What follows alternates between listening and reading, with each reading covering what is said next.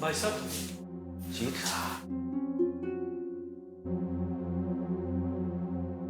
हमने अभी अभी न्यूज में देखा ठकराल जेल से छूट गया। और वो जज, वो क्या कह रही थी? मेरी तो कुछ समझ में नहीं आ रहा था। अब केस क्या वापस शुरू होगा? कानूनी भाषा में इसे रीट्रायल कहते हैं। जब कोई जज किसी कारणों से खुद ही केस से हट जाता है तो पूरा केस दोबारा नए जज के सामने लड़ना पड़ता है। ये पर मुझे समझ में नहीं आ रहा है कि उसने ऐसा किया क्यों। मतलब अभी टीवी में बताया कि वो अपने पति के साथ रहती ही नहीं है, उनका तलाक हो चुका है। तो ठीक है, अगर वो आदमी ठकराल की कंपनी में काम करता तो फर्क क्या पड़ता है? हाँ, अगर किसी को दिक्कत होनी चाहिए तो वो हमें होनी चाहिए ना। नुकसान तो हमारा हो रहा था, लेकिन हमने तो ऐसी कोई बात कही नहीं। फिर हमारी ही साइड ने कहा है बबली जी। हमारी साइड है? हाँ, हमारी ही साइड ने। हम लोग अभी अभी उस जज से मिलके आ रहे हैं और उसने हमें बताया कि कैसे उसे फंसाया है किसी ने। उसके नाम का एक लॉकर खोलकर उसमें ढेर सारा रुपया डाल दिया और फिर उससे यह कहा कि अगर वो इस केस से नहीं हटी तो ये सारे झूठे इल्जाम उस पर उछाल दिए जाएंगे। और आपको पता है ये धमकियां उसे किसके नाम से दी गई? जीत के नाम से। जीत? क्या? जीत ने? जीत तो ऐसा कर ही नहीं सकता।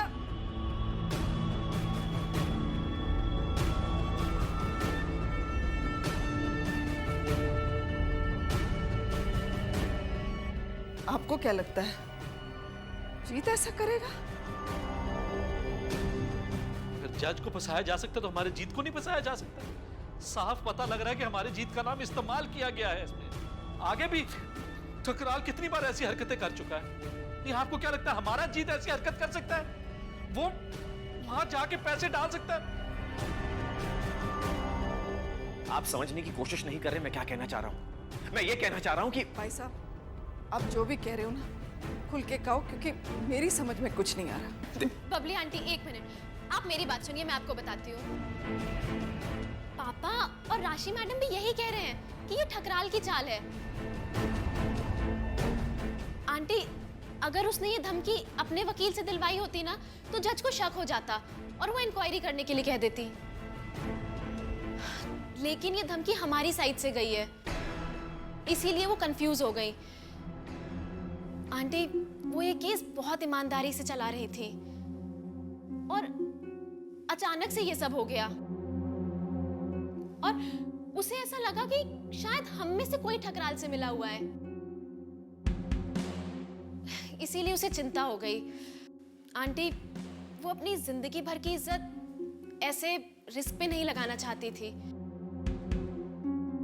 बस इसलिए उसने अपना नाम वापस ले लिया। और कोई बात नहीं है, आप गलत मत समझिए प्लीज।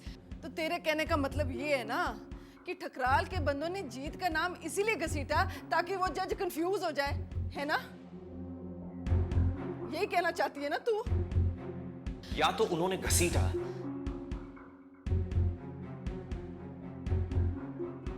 या फिर जीत ने सचमुच दबाव में आकर वो चिट्ठी भिजवाई।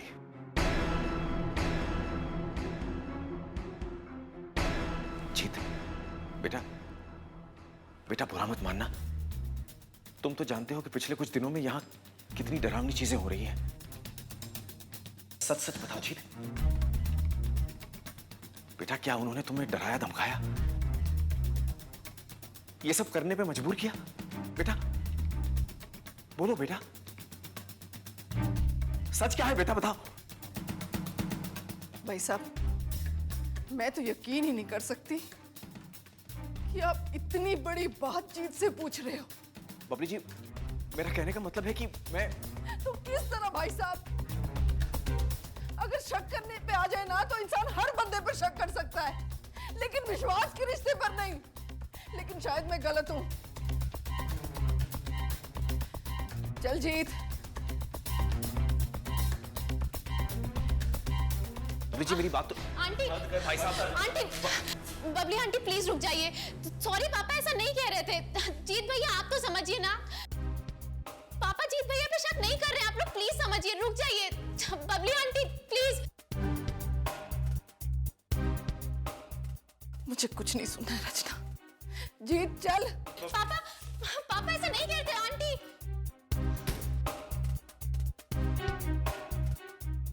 पापा आप चिंता मत कीजिए, आपने उनसे गलत मन से नहीं पूछा ना। मैं उनसे बात करूंगी, उनको समझाऊंगी, वो मान जाएंगी। हाँ बेटा।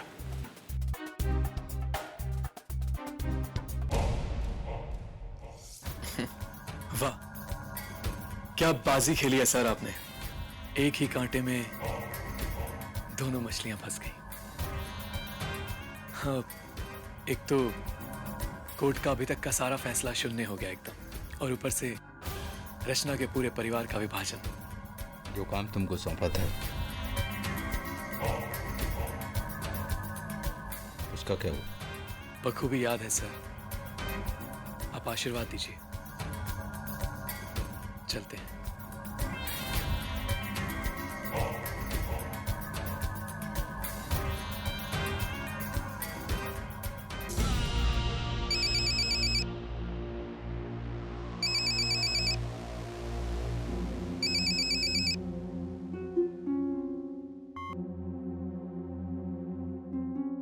हेलो।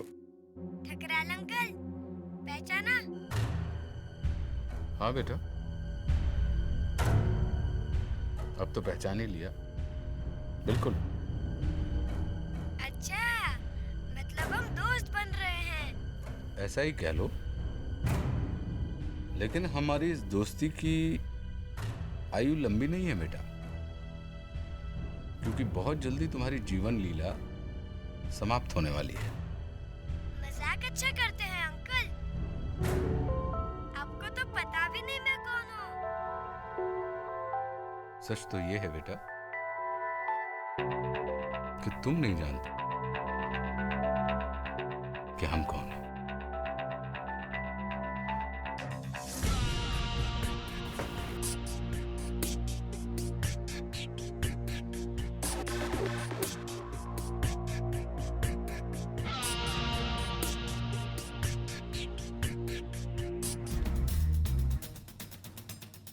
किससे बात कर रहे थे फोन पर? मरने मारने की?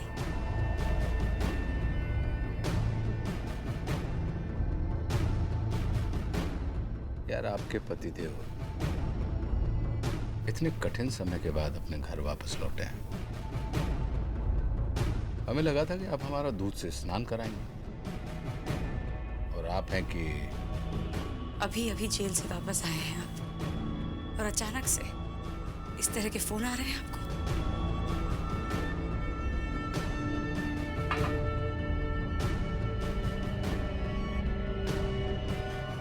यार, ये बिल्कुल वैसे ही बात हुई कि आपके सामने कटोरी में खीर रखी हुई है और आप इस बात पे मुंह फुलाए हैं कि आपने परसों हमें सूखी दाल रोटी क्यों खिलाई थी।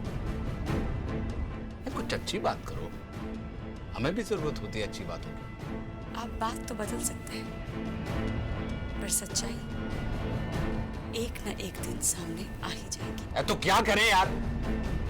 कथा सुनाएं आपको पूरी जेल की? पूरे दिन भर का ब्यौरा दें? या जिस भी आदमी से हम मिलने जाते हैं पहले उसको आपके सामने लाएं और एक कैरेक्टर सर्टिफिकेट लिखवाएं आपसे कि इससे मिल सकते हैं या नहीं? क्या करें बताइए, आप क्या चाहती हैं?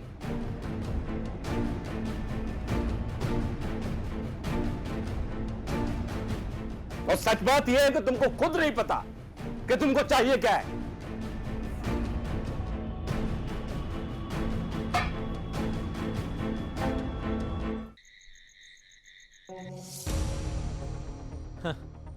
बताओ, ऐसा भी कभी होता है? क्या कुछ नहीं किया हमने वरिंदर भाई साहब जी के लिए, और उन्होंने हमारे जीत पे इल्जाम लगा दिया। हमारा वही जीत, उसने अपनी शादी के लिए ना बोल दी थी जब उन्होंने कहा था कि रचना से दूर रहो, और देखो आज पहली बार मुझे इतना दुख हुआ। इंसानियत पर से विश्वास उठ गया मेरा। देवकी के जाने के बाद सबने उनका साथ छोड़ दिया, उनके अपनों ने उनका साथ छोड़ दिया, लेकिन हम हमेशा उनके साथ रहे, डट के खड़े रहे। लेकिन उन्होंने इतना बड़ा सवाल पूछ लिया जीत से।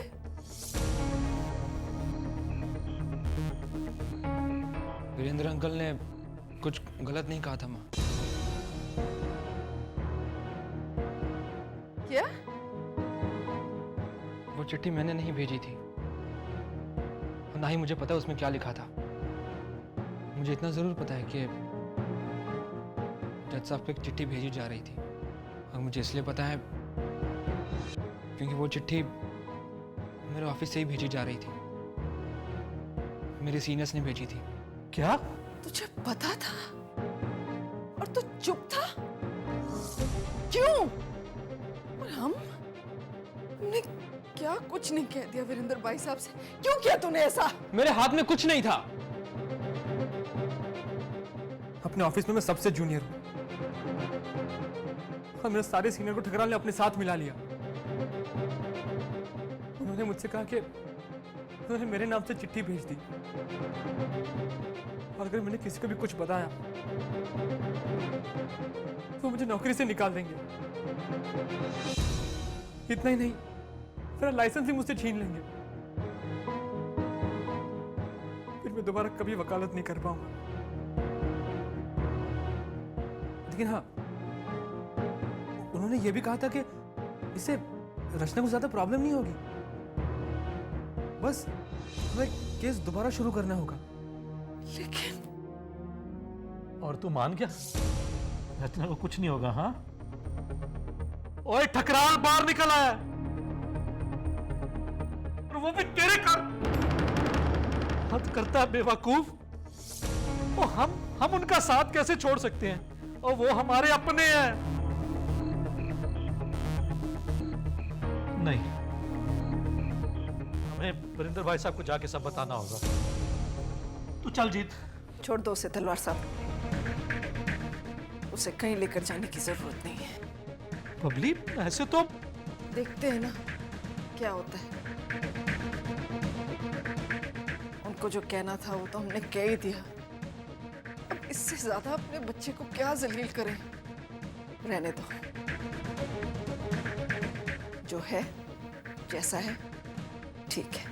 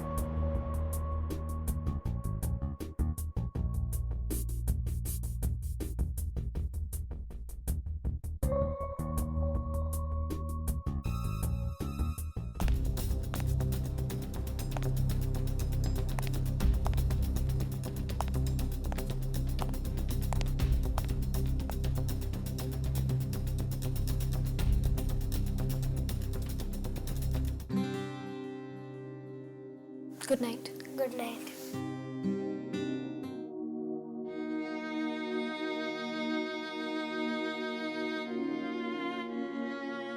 चल बेटा, तू भी सो जा, बहुत थकी हुई लग रही है। चल। पापा, हमारे साथ ही ऐसा क्यों होता है? जब भी कुछ थोड़ा सा भी अच्छा होने की उम्मीद होती है ना, वही सब खत्म हो जाता है। ठकराल फिर से जीत गया। उधर बबली आंटी भी गुस्सा हो गई हैं। और अन्नू, उसकी तो अभी तक कोई खबर नहीं मिली।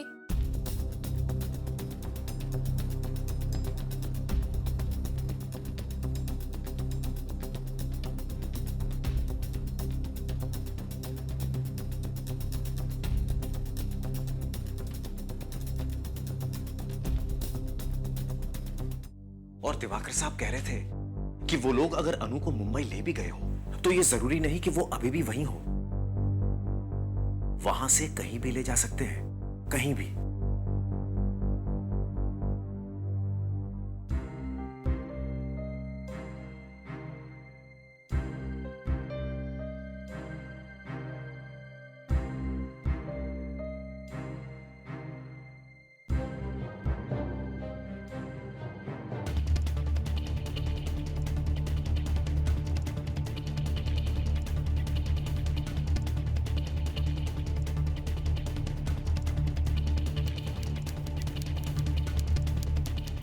मुझे नहीं पता मैं कहाँ हूँ। बस इतना दिख रहा है कि मैं किसी बहुत ऊंची बिल्डिंग के बहुत ऊपर वाले फ्लोर पर हूँ।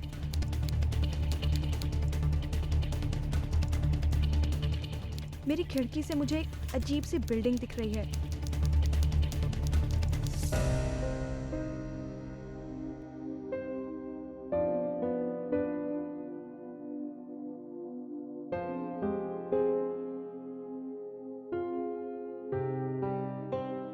इतना हताश नहीं होते बेटा। बेटा भरोसा रखो, भरोसा रखो बेटा। जैसे तुमने उस रोज अदालत में कहा था ना कि अन्नू जरूर आएगी, वैसे ही मान लो कि अन्नू वापस आएगी। वापस आएगी वो बेटा।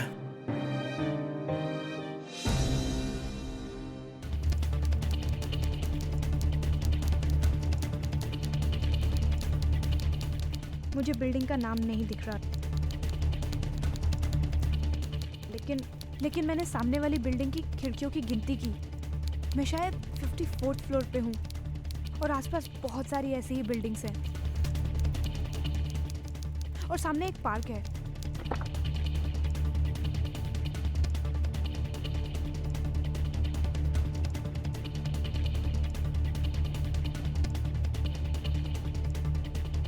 हे भगवान, रचना को मेरा मेल मिल गया हो।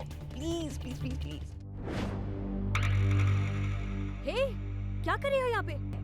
कुछ नहीं, मैं तो बस ऐसे ही आई थी यहाँ पर देखने की क्या है। मेरे को लैपटॉप दिखा, क्या मैं इसे यूज कर सकती हूँ प्लीज? हे मेड्स, गार्ड्स, किधर गए ये सब? कम यहाँ, पकड़ो इन्हें, पकड़ के लेके जाओ इनके रूम में, पकड़ो। मैं तो बस ऐसे ही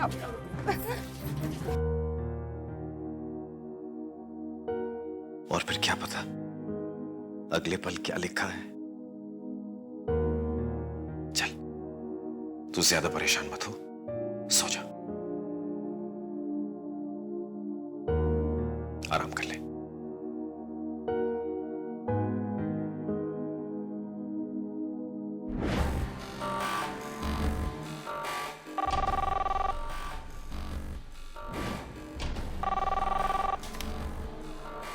हेलो। हाँ मिस रचना, हम सेट बात कर रहे हैं। सेट? इस टाइम? हाँ बस दरअसल हमने इस वक्त कुछ इतना परेशान करने वाला देख लिया कि हमसे तो रहा ही नहीं गया। और इस वक्त हमने दरअसल हमने ठकराल को अकेले जाते हुए देखा। आपके मोहल्ले के पास वो दलदल है ना? हाँ बस ठीक वहीं। अब इस वक्त ठकराल का अकेले वहां जाना, हमें तो कुछ शक हो रहा है मिस रचना।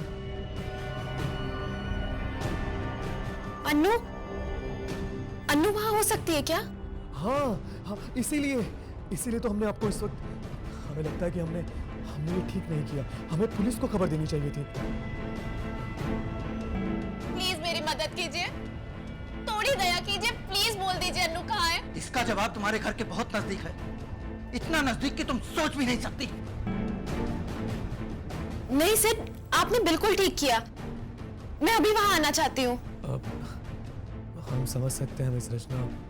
देखिए, चलिए ठीक है, आप एक काम कीजिए, आप वहाँ पहुँचिए और हम पुलिस को खबर करते हैं, और हम भी वहाँ आ रहे हैं।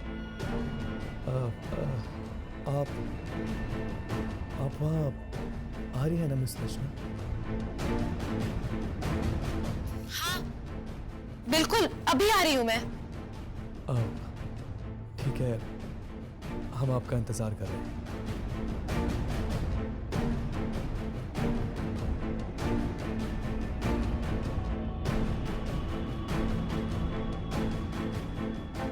कभी कभी मैं सोचती हूँ कि क्या कुछ लोग जन्म से ही दुष्ट होते हैं? ऐसा ही होगा शायद, क्योंकि मैं जानती हूँ ऐसे लोगों को जो जन्म से ही पवित्र और सच्चे हैं।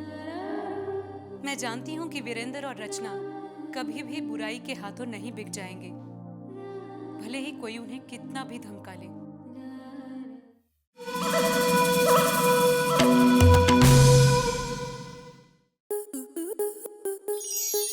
स्टार प्लस के ऐसे ही और बेहतरीन लम्हे देखने के लिए सब्सक्राइब करें हमारे YouTube चैनल को।